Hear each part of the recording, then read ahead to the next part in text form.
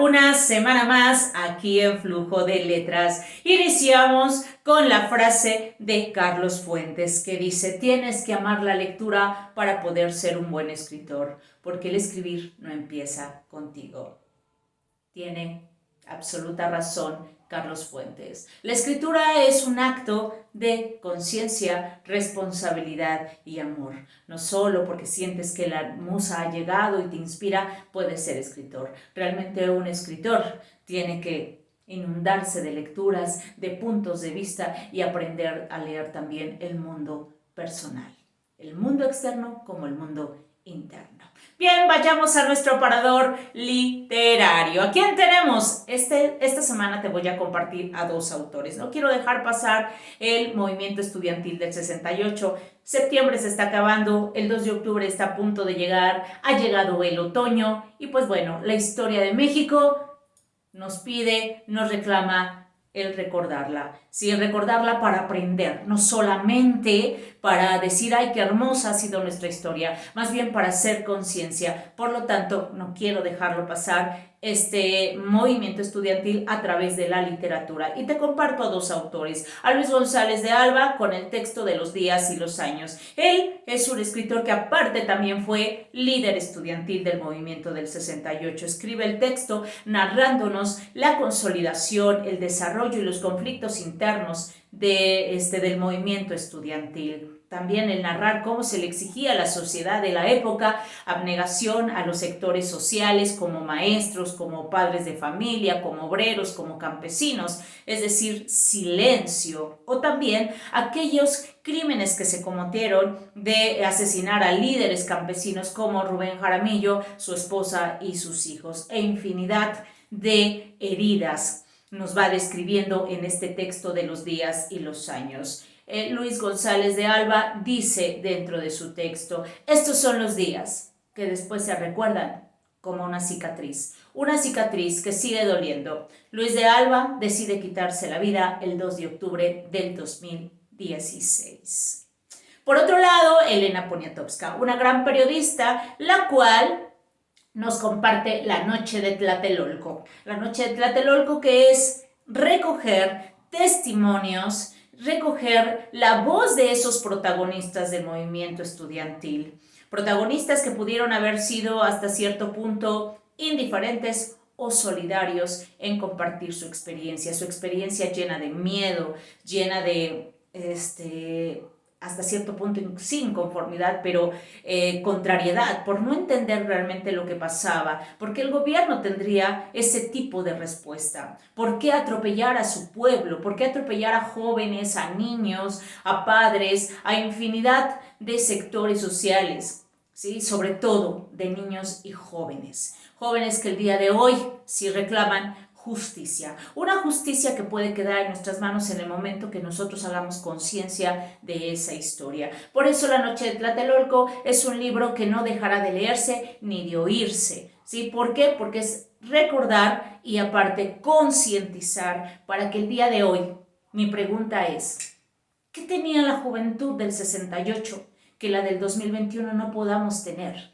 como nuevas generaciones? Que como nuevas generaciones no podamos hacer conciencia de la gran historia que tenemos, de exigirle a nuestras autoridades que hagan lo que tienen que hacer.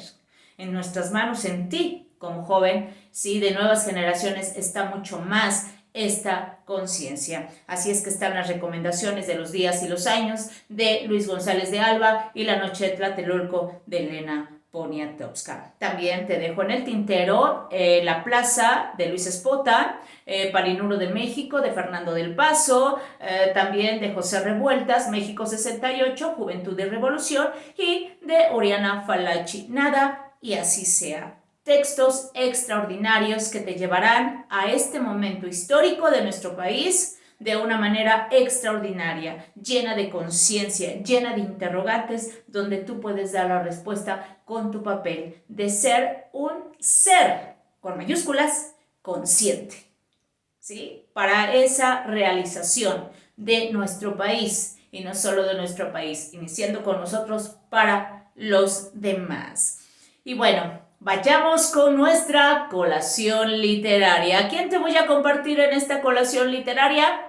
a Jaime Sabines con un texto poético que le dedica precisamente al movimiento estudiantil. Intitula su texto poético Tlatelolco 68. Si yo te lo comparto, por favor, aún así, ve y lee por favor este texto, sí te lo pido, para que reconozcas y no solamente se quede en ese 2 de octubre, no se olvida, porque sí se olvida. Tanto que se olvidó que después simplemente les digo que después del 2 de octubre del 68, el pueblo, nuestro país, se inaugura, ¿sí? Y le sigue la corriente al gobierno para inaugurar los Juegos Olímpicos. ¿Y dónde quedó el atropello? ¿Dónde quedó ese dolor, esa cicatriz, esos jóvenes? Siguen pidiendo justicia, y la justicia es de que tú hagas conciencia con ese episodio de la historia. Disculpa que te lo repita varias veces, pero sí es importante. Bueno, vayamos a esta colación literaria con Jaime Sabines. Dice, Tlatelolco 68. Nadie sabe el número exacto de los muertos, ni siquiera los asesinos, ni siquiera el criminal. Ciertamente ya llegó a la historia, este hombre pequeño por todas partes, incapaz de todo, menos del rencor. Tlatelolco será mencionado en los años que vienen, como hoy hablamos de Río Blanco y Cananea, pero eso fue peor. Aquí han matado al pueblo. No eran obreros parapetados en la huelga. Eran mujeres y niños estudiantes, jovencitos de 15 años, una muchacha que iba al cine, una criatura en el vientre de su madre, todos barridos, certeramente acribillados por la metralla del orden y la justicia social. A los 3 días el ejército era la víctima de los desarmados y el pueblo se aprestaba jubiloso a celebrar las Olimpiadas que darían gloria a México. El crimen está allí, cubierto de hojas, de periódicos, con televisores, con radios, con banderas olímpicas. El aire denso, inmóvil, el terror, la ignominia. Alrededor las voces, el tránsito, la vida y el crimen está allí. Habría que lavar no solo el piso, la memoria, habría que quitarles los ojos a los que vimos, asesinar también a los deudos, que nadie llore, que no haya más testigos, pero la sangre echa raíces y crece como un árbol en el tiempo. La sangre en el cemento, en las paredes, en una enredadera, nos salpica, nos moja de vergüenza, de vergüenza, de vergüenza. Las bocas de los muertos nos escupen una perpetua sangre quieta. Confiaremos en la mala memoria de la gente, ordenaremos los restos, perdonaremos a los sobrevivientes, daremos libertad a los encarcelados, seremos generosos, magnánimos y prudentes.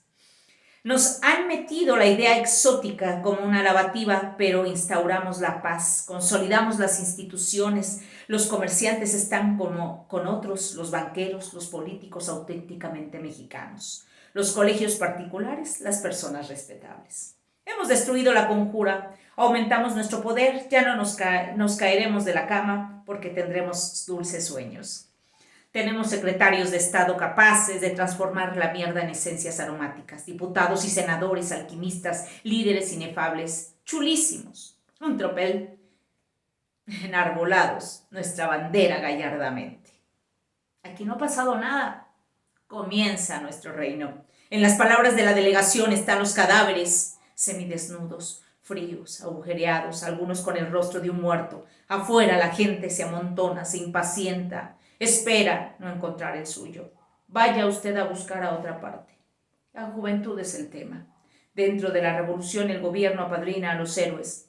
El peso mexicano está firme y el desarrollo del país es ascendente. Siguen las tiras cómicas y los bandidos en la televisión. Hemos demostrado al mundo que somos capaces, respetuosos, hospitalarios, sensibles. ¡Qué olimpiada maravillosa! Y ahora vamos a seguir con el metro, porque el progreso no puede detenerse. Las mujeres de rosa, los hombres de azul cielo, desfilan los mexicanos en la unidad gloriosa que construye la patria de nuestros sueños. Amor, paz y salud. Nos vemos la próxima semana. Sígueme en redes sociales, en Instagram como María del Rayo, en Facebook como Rayo Vega, o mándame también tus comentarios y sugerencias al correo de lovecraft31@hotmail.com. Hasta la vista.